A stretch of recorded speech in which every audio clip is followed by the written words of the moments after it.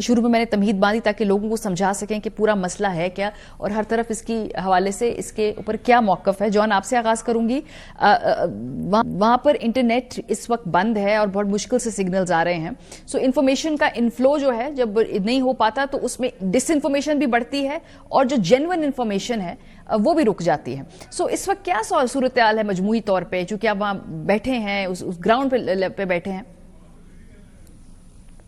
Miss Maria, thank you so مچ مجھے بلانے کے لیے. ایک موقف میں چاہوں گا, میں ریکویسٹ کرنا چاہوں گا آپ یہ بھی دکھائیں کہ اسرائیلی ہیریٹیج منسٹر کا کیا ٹویٹ تھا الہیہ صاحب کا, کہ وہ کہہ رہے تھے کہ ہمارے موساد کے ایجنٹ موجود ہیں. پومپیو صاحب کا ٹویٹ کیا تھا اور میرے خیال میں موساد کا ٹویٹ کیا تھا. تو یہ چیزیں بھی امپورٹنٹ کانٹیکٹ دیں گی ان انڈرسٹینڈنگ کہ یہاں پہ کیا ہو رہا ہے. دیکھیں یہاں پہ جو انٹرنیٹ بلیک آؤٹ ہے, فرسٹ آف آل جو ریزننگ ہے انٹرنیٹ بلیک آؤٹ کی, جو میری بات ہوئی آفیشل سے, جو میں نے پوچھا ہے, انہوں نے یہ کہا ہے کہ یہاں پہ موساد کا جو کمیونیکیشن انفراسٹرکچر ہے اس کو ڈسمینٹل کرنے کے لیے انٹرنیٹ کو بلیک آؤٹ کرنا بہت ضروری تھا. لوکل ایرانی ایپس چل رہی ہیں, لوکل انٹرنیٹ ایران کا بالکل ہے, یہاں پہ ایرانی ایپس کام کر رہی ہیں, لیکن فورن کمیونیکیشن یا کمیونیکیشن کے حوالے سے کوئی جو ہے اس وقت کوئی پاسبلٹی نہیں ہے. دوسرا یہ کہ آن گراؤنڈ سچویشن سے اگر آگاہ کروں تو بہت ساری جگہوں پولیس والوں کی جو ہے وہ موت ہوئی ہے. 27 لوگوں کا جنازہ اس وقت اصفہان میں پڑھایا جا رہا ہے. 100 سے زائد پولیس والوں کو یہاں پہ قتل کر دیا گیا ہے. کیسے کیا گیا, اس میں ٹارگیٹڈ آئسولیٹڈ پولیس والے جب نظر آتے ہیں تو ان کو ٹارگیٹ کر کے سسٹمیٹکلی جو ہے وہ مارا جاتا ہے. جہاں تک پروٹیسٹ کی بات رہی تو پروٹیسٹ کی جو پکچر دکھائی جا رہی ہے that is not the real picture جو ایران میں ہے. بالکل پروٹیسٹ ہو رہے تھے, جینوئن تھے اور بالکل بڑے بھی, وہ جینوئنلی بڑے, لیکن اس حد تک نہیں بڑے اس حد تک دکھایا جا رہا ہے. Maximum number of protesters Tehran کے اندر ریکارڈڈ 3000 ہے, even if you verified with independent sources. اس کے علاوہ جو آج کی صورتحال اور کل کی صورتحال ہے, کل اور آج کوئی پروٹیسٹ مجھے نظر نہیں آیا تہران کے اندر. میں نارمک میں, سعادت آباد میں, پاسداران میں, ڈفرینٹ علاقوں میں گیا ہوں, مجھے کوئی پروٹیسٹ نظر نہیں آیا. آئی وڈ سے کہ کلیم ڈاؤن بہت سختی سے ہو رہا ہے. فورن نیشنلز کو گرفتار کیا گیا ہے کیونکہ ظاہر ہے بسیں جلائی گئیں, بینکس جلائے گئے, بلڈنگز جلائی گئیں, لوگ مرے, ہاسپٹلز میں آگ لگائی گئی. تو ظاہر ہے کہ سیکورٹی کلیم ڈاؤن یہاں پہ کیا گیا رائٹرز کے خلاف. جہاں پہ اسکیٹرڈ پروٹیسٹ آپ کو نظر آئیں گے وہاں پہ پولیس انگیج نہیں کرتی لوگوں کے ساتھ as long as people are peaceful obviously.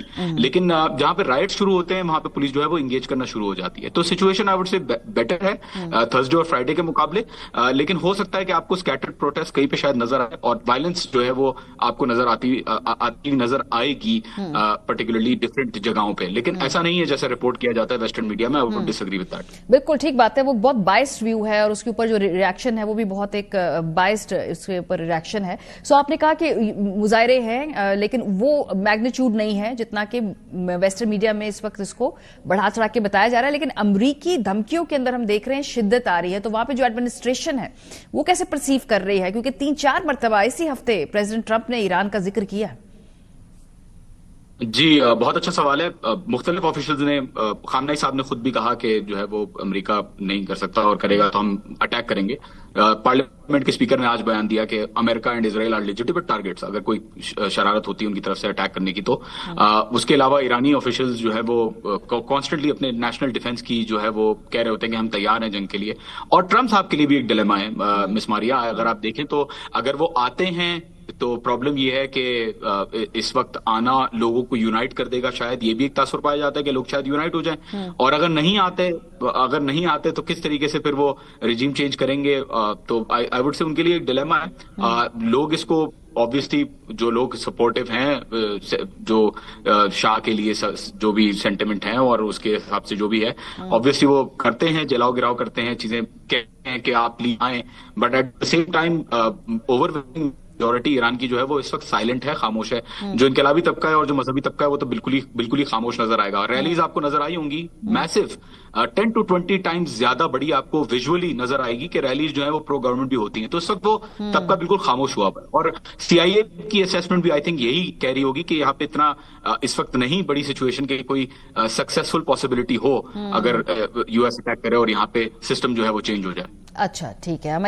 جان, چونکہ آپ وہاں پر موجود ہیں, یہاں پر پاکستانی جو اسٹوڈنٹس ہیں یا جو پاکستانی ڈائسپورا کے لوگ ایران میں موجود ہیں, ان کے گھر والے پریشان ہوتے ہیں. کچھ اسٹوڈنٹس, آج ہم تھوڑی دیر آگے جا کے بات جو ہم نے کی وہاں پہ سفیر ان سے آپ کو سنوائیں گے بھی, وہ پاکستان واپس آنے کے بارے میں کوشش کر رہے ہیں اور وہ بارڈر کراس کر کے آنا. کیا اس قسم کی انتہائی اقدام کی وہاں ضرورت ہے کہ وہ واپس آئے وہاں سے پاکستانی صورتحال کو جیسے آپ ریڈ کر رہے ہیں؟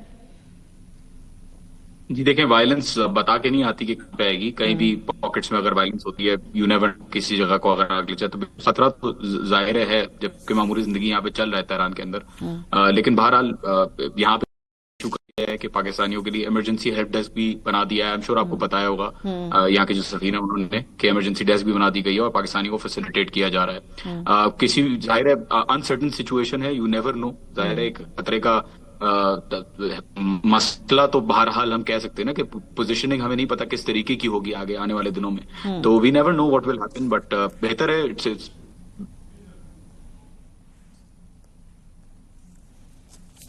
صحیح.